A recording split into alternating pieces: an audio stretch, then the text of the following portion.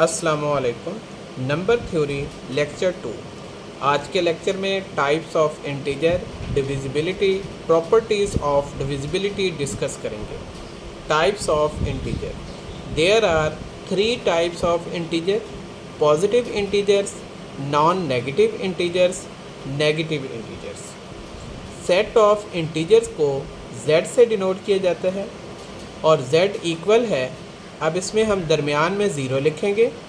इसकी right side पे positive number आएंगे 1, 2, 3 अप टू सो ऑन, और ज़ीरो की लेफ़्ट साइड पे नेगेटिव नंबर आएंगे -1, -2, -3 अप टू सो ऑन। अब इसमें ये जो 1, 2, 3 अप टू सो ऑन है, ये सेट कहलाएगा पॉजिटिव इंटीजर का, और अगर इसमें ज़ीरो शामिल कर दें तो ये बन जाएगा नॉन नेगेटिव इंटीजर। और ये जो माइनस वाले हैं -1, -2, -3 अप टू सो ऑन, ये कहलाएगा नेगेटिव इंटीजर। तो सेट ऑफ इंटीजर की 3 टाइप्स हो गई: positive integer, non negative integer और negative integer. Next, divisibility.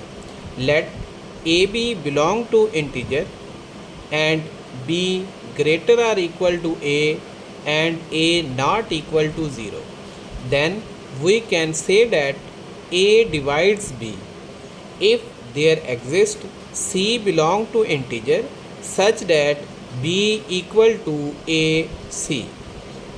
a b integer है और b a से ग्रेटर आर इक्वल है और a 0 के इक्वल नहीं है, तो फिर हम कह सकते हैं कि a b को डिवाइड करेगा अगर हमें एक इंटीजर c मिल जाए और b इक्वल हो जाए a c के।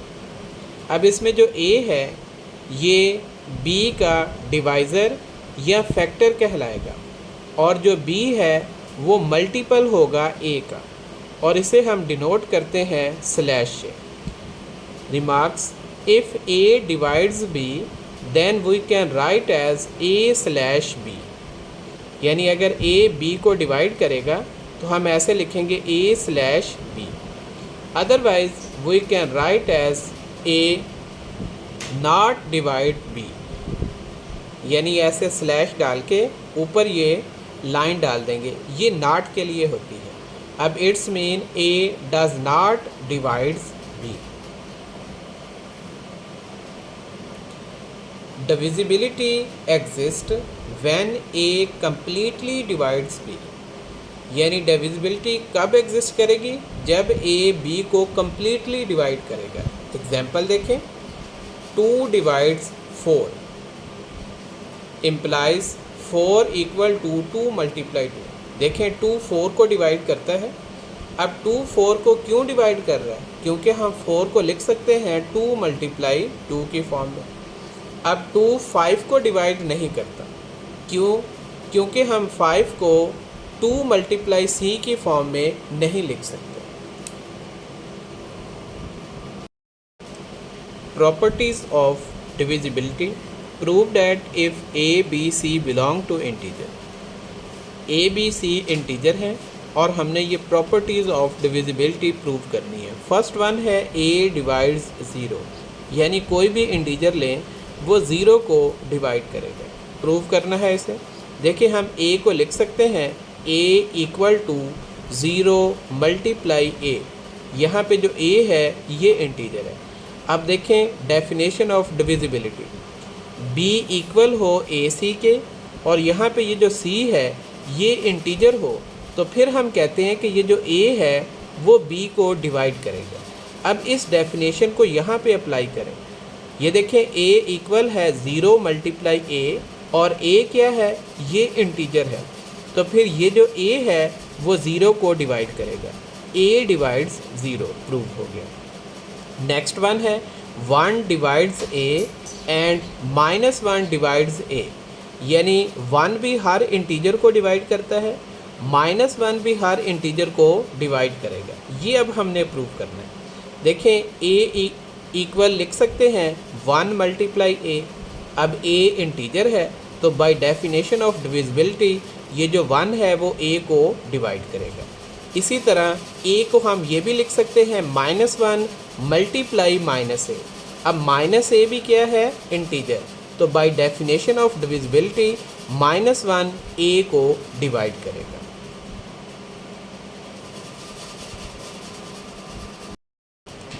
नेक्स्ट है ए डिवाइड्स ए, यानी हर इंटीजर अपने आप को डिवाइड करेगा।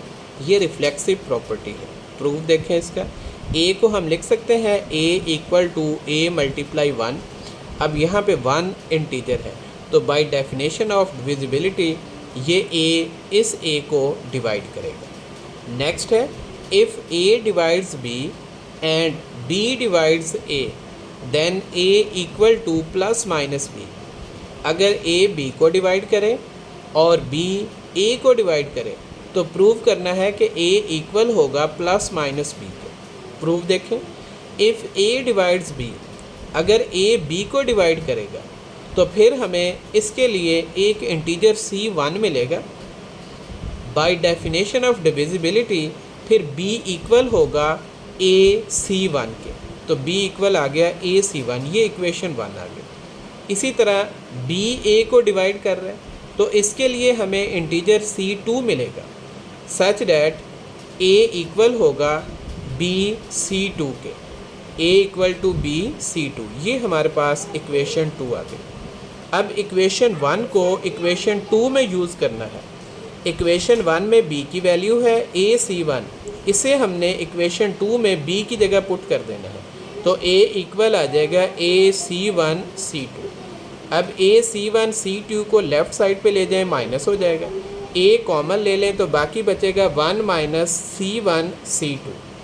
अब देखें a 0 के इक्वल नहीं है, तो फिर 1 माइनस C1 C2 ये 0 के इक्वल होगा, तो यहाँ से C1 C2 इक्वल आ जाएगा 1 के। अब ये C1 C2 ये दोनों इंटीजर हैं, तो इंटीजर होने से ये कंडीशन सिर्फ उसी टाइम सेटिस्फाई होगी जब C1 और C2 दोनों प्लस माइनस 1 के इक्वल होंगे। अगर C1 C2 दोनों प्लस 1 है तो आंसर 1 आ जाएगा, और अगर C1 C2 दोनों माइनस 1 है तो फिर भी आंसर प्लस 1 आएगा। यानी C2 की वैल्यू हमारे पास आ गई प्लस माइनस 1। अब ये C2 की वैल्यू इक्वेशन नंबर 2 में पुट कर दें तो A इक्वल आ जाएगा B, इस C2 की जगह आ गया प्लस माइनस 1, तो इम्प्लाइज A इक्वल आ गया प्लस माइनस B, ये प्रूफ हो गया। नेक्स्ट है if A divides B and B divides C then A divides C। अगर A B को डिवाइड करे और B C को करे तो फिर A भी C को डिवाइड करेगा। ये ट्रांजिटिव प्रॉपर्टी है। इसका प्रूफ देखें। अगर A डिवाइड्स करेगा B को तो इसके लिए हमें एक इंटीजर C1 मिलेगा, such that B equal to A C1, ये इक्वेशन 1 आ गई। और B C को डिवाइड कर रहा है, इसके लिए हमें इंटीजर C2 मिल गया, such that C equal to B C2, ये इक्वेशन 2 आ गई। अब इक्वेशन 1 को इक्वेशन 2 में यूज़ कर लें। इक्वेशन 1 में B की वैल्यू है A C1, इसे इक्वेशन 2 में B की जगह पुट कर दें तो C इक्वल आ जाएगा A C1 C2। अब देखें C1 C2 ये दोनों इंटीजर हैं और इन दोनों को मल्टीप्लाई करें तो हमारे पास ये एक इंटीजर C3 आ जाएगा। तो C1 C2 की जगह हम C3 लिख देंगे। बाय डेफिनेशन ऑफ डिविजिबिलिटी अब C3 इंटीजर है और C को हमने लिख दिया A C3, तो जो A है by definition of divisibility A divide करेगा C को। नेक्स्ट है if A divides B then A divides BC where C integer. If A divides B, अगर A B को डिवाइड कर रहा है तो फिर हमें एक इंटीजर मिलेगा C1, such that B equal to A C1। Multiplying both sides by C, दोनों साइडों को C से मल्टीप्लाई कर दें और C एक इंटीजर है, तो ये आ जाएगा BC इक्वल AC C1। अब देखें C C1 ये दोनों इंटीजर हैं, C भी इंटीजर है C1 भी इंटीजर है। इन्हें मल्टीप्लाई करें तो हमारे पास एक इंटीजर ही आएगा, लेट कर लें वो C2 है, तो C1 C2 C C1 की जगह C2 आ गया। तो अब बी सी इक्वल है ए सी टू के। सी टू इंटीजर है, बाय डेफिनेशन ऑफ डिविजिबिलिटी ये जो ए है वो बी सी को डिवाइड करेगा, A divides B C. Next है if A divides B then A C divides B C, C not equal to zero. अगर ए बी को डिवाइड करेगा तो इसके लिए हमें एक इंटीजर c1 मिलेगा such that b equal to A C one. Multiplying both sides by c, दोनों साइडों को c से मल्टीप्लाई कर दें और c not equal to zero है, तो बी सी इक्वल आ जाएगा ए सी सी वन। अब c1 इंटीजर है तो बाय डेफिनेशन ऑफ डिविजिबिलिटी ये जो ए सी है वो बी सी को डिवाइड करेगा।